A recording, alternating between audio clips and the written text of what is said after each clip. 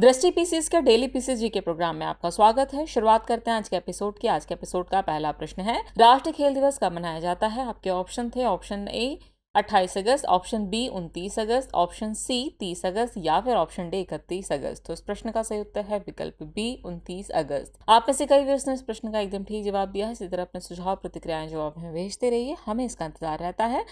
चलिए आगे की बात को एक्सप्लेनेशन से समझते हैं। 29 अगस्त 2023 को पूरे भारत में 12वां राष्ट्रीय खेल दिवस यानी नेशनल स्पोर्ट्स डे मनाया गया। क्यों मनाया जाता है राष्ट्रीय खेल दिवस? तो इसका उद्देश्य हॉकी के दिग्गज खिलाड़ी मेजर ध्यानचंद की जयंती के उपलक्ष्य में उन्हें श्रद्धांजलि देने के लिए मनाया जाता है। राष्ट्रीय खेल दिवस का पहली बार आयोजन 29 अगस्त 2012 को हुआ था। इस दिवस को मनाने का उद्देश्य यह है कि ये सभी उम्र के लोगों को शारीरिक फिटनेस, नियमित व्यायाम और स्वस्थ जीवन शैली अपनाने के लिए प्रोत्साहित करता है। भारत में एक मजबूत खेल संस्कृति विकसित करने हेतु प्रेरक के रूप में कार्य करता है। राष्ट्रीय खेल दिवस 2023 के प्रमुख बिंदुओं को देखें तो इस साल की थीम है sports are an enabler to an inclusive and fit society, यानी कि खेल समावेशी और फिट समाज के लिए एक संबल है। राष्ट्रीय खेल महासंघ पोर्टल यानी नेशनल स्पोर्ट्स फेडरेशन लॉन्च किया गया। ये पोर्टल सुशासन के लिए लॉन्च किया गया है। इस तरह इस प्रश्न का सही उत्तर है विकल्प बी 29 अगस्त। चलिए अब शुरुआत करते हैं आज के एपिसोड की। आज के एपिसोड का पहला प्रश्न है, निम्नलिखित में से कौन सी स्ट्रेट महाद्वीपीय एशिया और ताइवान को अलग करती है? आपके ऑप्शन है Formosa straight, Davis Strait, Malacca strait या फिर बेरिंग स्ट्रेट। तो इस प्रश्न का सही उत्तर है विकल्प ए फॉर्मोसा स्ट्रेट। चलिए एक्सप्लेनेशन देखते हैं। हाल ही में ताइवान और चीन के बीच ताइवान स्ट्रेट की संवेदनशील रेखा का उल्लंघन करने को लेकर तनाव बढ़ गया है। ताइवान जलडमरू मध्य के बारे में बात करें तो ताइवान जलडमरू मध्य, जिसे फार्मोसा जलडमरू मध्य भी कहा जाता है, ताइवान द्वीप और महाद्वीपीय एशिया को अलग करने वाली 180 किलोमीटर चौड़ी जलडमरू मध्य है। ये जलडमरू मध्य दक्षिण और पूर्वी चीन सागर के बीच दक्षिण पश्चिम से उत्तर पूर्व तक फैला हुआ है। आइए जानते हैं ताइवान जलडमरू मध्य की मध्य रेखा के बारे में। तो यह चीनी मुख्य भूमि और ताइवान के बीच ताइवान जलडमरू मध्य में अनौपचारिक विभाजन रेखा है। ये शीत युद्ध के दौरान दो विरोधी पक्षों को अलग करने और संघर्ष के जोखिम को कम करने के एक तरीके के रूप में सामने आया था। किसी भी समझौते या संधि ने कभी भी इसकी स्थिति को मजबूत नहीं किया, लेकिन दशकों से इसने ताइवान और चीन की सेनाओं को अलग रखने में मदद की। इस तरह इस प्रश्न का सही उत्तर है विकल्प ए फॉर्मोसा स्ट्रेट। नेक्स्ट क्वेश्चन है, निम्नलिखित में से किस स्थान से सतलुज नदी का उद्गम होता है? आपके ऑप्शन है मिलाम हिमनद, राकसताल झील, मानसरोवर झील या फिर व्यास कुंड। तो इस प्रश्न का सही उत्तर है विकल्प बी राकसताल झील। हाल ही में कई हफ्तों की भारी बारिश के कारण पाकिस्तान और भारत में सतलुज नदी के किनारे के खेतों और सैकड़ों गांवों में बाढ़ आ गई है। सतलुज नदी के बारे में बात करें तो सिंधु नदी की 5 सहायक नदियों में सबसे लंबी है। इसे शताद्री के नाम से भी जाना जाता है। ये हिमालय के उत्तरी ढलान पर दक्षिण पश्चिमी तिब्बत में राकसताल झील से निकलती है। ये नदी हिमाचल प्रदेश में शिप्कीला दर्रे के माध्यम से पश्चिम और दक्षिण पश्चिम की ओर बहती हुई भारत में प्रवेश करती है। व्यास नदी से मिलने से पहले यह नदी नंगल के पास पंजाब से होकर बहती है। इन दोनों नदियों के विलय से 105 किलोमीटर लंबी भारत पाकिस्तान सीमा बनती है। चिनाब नदी में शामिल होने से पहले ये 350 किलोमीटर तक बहती रहती है। सतलज और चिनाब नदियों के संयोजन से पंचनाद का निर्माण होता है, जो अंततः सिंधु नदी में मिल जाती है। इसकी सहायक नदियों की बात करें तो इसकी कई सहायक नदियां हैं, जिनमें बसपा, स्पीति, नोगली, खाड़ और सोन नदी प्रमुख है। इस तरह इस प्रश्न का सही उत्तर होगा विकल्प बी राकसताल झील। अगला प्रश्न है, निम्नलिखित में से कौन सा देश बाल्टिक राज्य में शामिल नहीं है? आपके ऑप्शन है एस्टोनिया, लातविया, लिथुआनिया या फिर रोमानिया। तो इस प्रश्न का सही उत्तर है विकल्प डी रोमानिया। पोलैंड और बाल्टिक देशों ने औपचारिक रूप से बेलारूस से वैगनर समूह को निष्कासित करने का अनुरोध किया है। बाल्टिक राष्ट्रों के बारे में बात करें तो बाल्टिक राष्ट्र, जिन्हें अक्सर सामूहिक रूप से बाल्टिक राज्य कहा जाता है, उत्तरी यूरोप में बाल्टिक सागर के पूर्वी तट पर स्थित 3 देशों का एक समूह है। इनमें शामिल है एस्टोनिया, लातविया और लिथुआनिया। ये राष्ट्र पश्चिम और उत्तर में बाल्टिक सागर से, पूर्व में रूस से, दक्षिण पूर्व में बेलारूस से और दक्षिण पश्चिम में पोलैंड और रूस से एक एस्क्लेव से घिरे हुए हैं। इनकी राजधानियों की बात करें तो एस्टोनिया की राजधानी तैलिन है, लातविया की राजधानी रीगा है और लिथुआनिया की राजधानी विनियस है।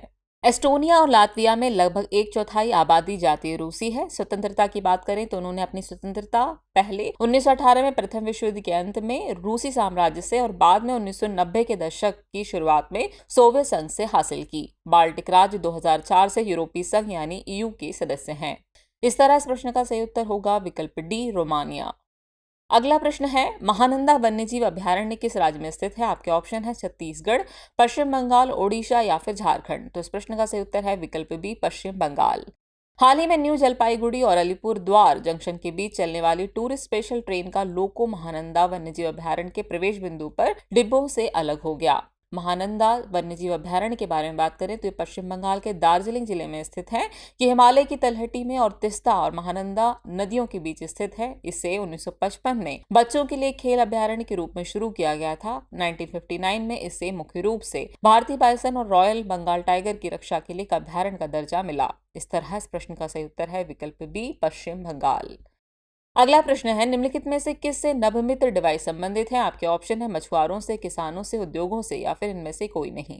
तो इस प्रश्न का सही उत्तर है विकल्प ए, मछुआरों से। हाल ही में इसरो अंतरिक्ष अनुप्रयोग केंद्र अहमदाबाद ने निदकारा में नभमित्र डिवाइस का सफलतापूर्वक परीक्षण किया। नभमित्र डिवाइस के बारे में बात करें तो मछुआरों की सुरक्षा के लिए विकसित एक उपग्रह आधारित संचार प्रणाली है। ये समुद्र से और समुद्र तक दो तरफा संदेश सेवा को सक्षम बनाता है। मौसम और चक्रवात की चेतावनी स्थानीय भाषा में दी जाएगी। पलटने और आग लगने जैसी आपातकालीन स्थितियों में मछुआरे डिवाइस पर एक बटन दबा सकते हैं और नियंत्रण केंद्र से संपर्क कर सकते हैं। अगला प्रश्न है, भारतीय संसद की कार्यवाही में शून्यकाल का अर्थ है। आपके ऑप्शन है जब विशेषाधिकार प्रस्ताव स्वीकृत होता है, प्रश्नकाल के ठीक पश्चात का काल, प्रश्नकाल के पूर्व का काल या फिर सत्र का प्रथम घंटा। तो इस प्रश्न का सही उत्तर है विकल्प बी, प्रश्नकाल के ठीक पश्चात का काल। शून्यकाल को 1962 में संसद में पेश किया गया था। यह वह समय है जब संसद सदस्य यानी सांसद तत्काल सार्वजनिक महत्व का मुद्दा उठा सकते हैं। यह प्रश्नकाल के तुरंत बाद होता है और तब तक चलता है जब तक कि दिन का एजेंडा नहीं लिया जाता। दूसरे शब्दों में प्रश्नकाल और कार्यसूची के बीच के समय को शून्यकाल के रूप में जाना जाता है। बता दें कि संसदीय प्रक्रिया में यह नवाचार भारत की देन है। चलिए प्रश्नकाल से जुड़ी कुछ अतिरिक्त जानकारियां देख लेते हैं। तो संसदीय प्रक्रिया नियमों में प्रश्नकाल का उल्लेख नहीं है। संसदीय कार्यवाही का पहला 1 घंटा प्रश्नकाल के लिए निर्धारित होता है। वर्ष 1991 के बाद से प्रश्नकाल के प्रसारण के साथ प्रश्नकाल संसदीय कार्यप्रणाली का सबसे महत्वपूर्ण साधन बन गया है। इस तरह इस प्रश्न का सही उत्तर है विकल्प बी, प्रश्नकाल के ठीक पश्चात का काल। अगला प्रश्न है, निम्नलिखित में से किस देश की सीमा भूमध्य सागरीय देश ग्रीस से नहीं लगती? आपके ऑप्शन है अल्बानिया, उत्तरी मैसेडोनिया, बुल्गारिया या फिर इटली। तो इस प्रश्न का सही उत्तर है विकल्प डी, इटली। हाल ही में भारत और ग्रीस ने आपसी संबंधों को व्यापक रणनीति साझेदारी के स्तर तक बढ़ाने हेतु एक महत्वपूर्ण कदम उठाया है। इस साझेदारी का उद्देश्य व्यापार को दुगना करना, रक्षा एवं सुरक्षा सहयोग बढ़ाना तथा साझा चुनौतियों का समाधान करना है। ग्रीस के बारे में बात करें तो ग्रीस दक्षिण यूरोप में भूमध्य सागर पर एक लंबी तटरेखा वाला देश है। इसकी सीमा अल्बानिया, उत्तरी मैसेडोनिया, बुल्गारिया और तुर्की से लगती है। ग्रीस दुनिया की सबसे पुरानी सभ्यताओं में से एक है और इसे पश्चिमी सभ्यता का उद्गम स्थल माना जाता है। ये लोकतंत्र, दर्शन, रंगमंच एवं ओलंपिक खेलों का जन्म स्थल है। यहाँ पर संसदीय गणतंत्र प्रकार की सरकार है। इसकी राजधानी एथेंस है और इसकी भाषा ग्रीक है, जबकि मुद्रा यूरो है। यहाँ की प्रमुख श्रृंखलाओं की बात करें तो पिंडस और टॉरस यहाँ के प्रमुख पर्वत श्रृंखला हैं। ग्रीस में सबसे लंबी नदी हेलियाकमून नदी है और ग्रीस का सबसे ऊंचा पर्वत माउंट ओलंपस है। इस तरह इस प्रश्न का सही उत्तर होगा विकल्प डी, इटली। नेक्स्ट क्वेश्चन है, वैदिक काल के लोग इनमें से कौन सी फसल से ज्ञात नहीं थे? आपके ऑप्शन है जौ, गेहूं, चावल या फिर तंबाकू। तो इस प्रश्न का सही उत्तर है विकल्प डी, तंबाकू। वैदिक काल के लोगों को तंबाकू का ज्ञान नहीं था। इस अवधि के दौरान कृषि में आर्थिक गतिविधियों का वर्चस्व था। कृषि मुख्य रूप से गंगा घाटी के किनारे की जाती थी।